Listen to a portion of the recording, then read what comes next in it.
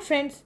భారత రాజ్యాంగ పరిణామ క్రమంలో భాగంగా మన భారత రాజ్యాంగాన్ని రచించడానికి ముందు జరిగిన చారిత్రక పరిణామాలు ఏంటి, అది మన రాజ్యాంగ రచనకు ఏ విధంగా దోహదం చేశాయో తెలుసుకుందాం.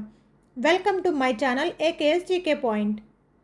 ముందుగా రాజ్యాంగం గురించి తెలుసుకుందాం. రాజ్యాంగం అనేది ప్రజాస్వామిక దేశంలో సర్వోన్నత శాసనం.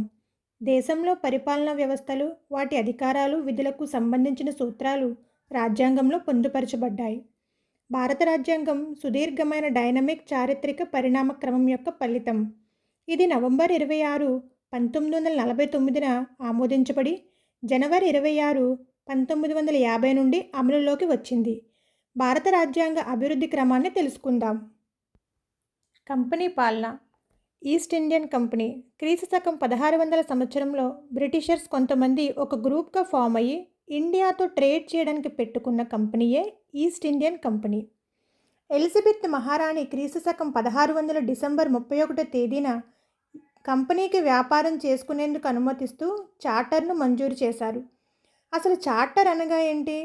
ఏదైనా ఒక సంస్థ ఏర్పాటుకు అనుమతిస్తూ రాజ్యాధినేత లేక బ్రిటిష్ ప్రభుత్వం జారీ చేసే ఒక పత్రము. ప్లాసీ యుద్ధం, బాక్సర్ యుద్ధం తర్వాత బ్రిటిష్ ఈస్ట్ ఇండియా కంపెనీ ఒక వ్యాపార సంస్థ నుండి ప్రాంతీయ శక్తిగా మారింది. మద్రాస్, ముంబై, బెంగాలీ ఈ 3 రాష్ట్రాలను స్వాధీనం చేసుకుంది. ఈ పెరుగుతున్న శక్తిని నియంత్రించడానికి, కంపెనీలో జరుగుతున్న అవినీతిని వెలుగు తీయడానికి బ్రిటిష్ పార్లమెంట్ కొన్ని చట్టాలను తీసుకొచ్చింది. ఇవే భారతదేశంలో ఆధునిక ప్రభుత్వానికి పునాదులు వేశాయి. ముఖ్యంగా 1773 నుండి 1947 వరకు బ్రిటిష్ వలస పాలనలో చేసిన వివిధ చట్టాల గురించి ఇప్పుడు మనం తెలుసుకుందాం. ఇవి ప్రధానంగా 2 రకాలుగా విభజించవచ్చు. First one is to Indian company పాలన, రెండవది బ్రిటిష్ క్రౌన్ పాలన. 1773 నుంచి 1858 వరకు నియంత్రణ బ్రిటిష్ ఈస్ట్ కంపెనీ ఆధ్వర్యంలో జరిగేది.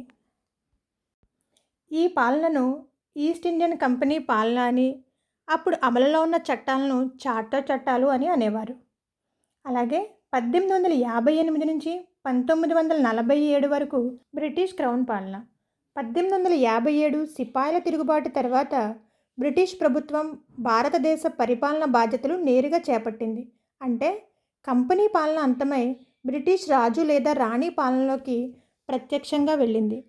అప్పుడు అమలులో ఉన్న చట్టాలను భారత ప్రభుత్వ చట్టాలు లేదా కౌన్సిల్ చట్టాలు అని అనేవారు. బ్రిటిష్ పార్లమెంట్ మొదటగా అమలులోకి తీసుకువచ్చిన చట్టం రెగ్యులేటింగ్ చట్టం. ఈ రెగ్యులేటింగ్ చట్టం కంపెనీ పాలనను క్రమబద్ధీకరించడానికి రూపొందించిన మొదటి చట్టం.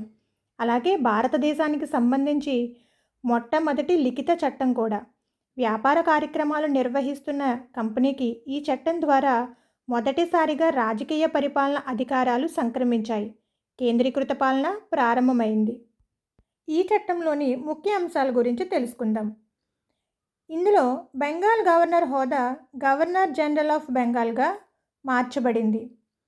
వారెన్ హేస్టింగ్ మొదటి బెంగాల్ గవర్నర్గా ఏప్రిల్ 13, 1772 సంవత్సరంలో నియమించబడ్డారు. అలాగే వారెన్ హేస్టింగ్ కాలంలో కలెక్టర్ పదవి ప్రవేశపెట్టబడింది. వారెన్ హేస్టింగ్ బెంగాల్ గవర్నర్గా బాధ్యతలు స్వీకరించిన వెంటనే పరిపాలనా సౌలభ్యం కొరకు మరియు భూమి శిస్తు వసూళ్లు కోసం ఆయన ఈ వ్యవస్థను రూపొందించారు. మరియు రెగ్యులర్ పోలీస్ వ్యవస్థ కూడా ప్రవేశపెట్టబడింది. సుప్రీంకోర్టును కలకత్తాలో 1774 సంవత్సరంలో ఫోర్ట్ విలియం ఏర్పాటు చేశారు. దానికి మొదటి ప్రధాన న్యాయమూర్తిగా జస్టిస్ ఎలిజా ఇంపే నియమించబడ్డారు. కంపెనీకి వ్యాపారం చేసుకోవడానికి 20 సంవత్సరాల అనుమతి ఇవ్వబడింది. అలాగే కంపెనీ అధికారాల యొక్క వ్యాపార లావాదేవీలు కూడా నిషేధించారు.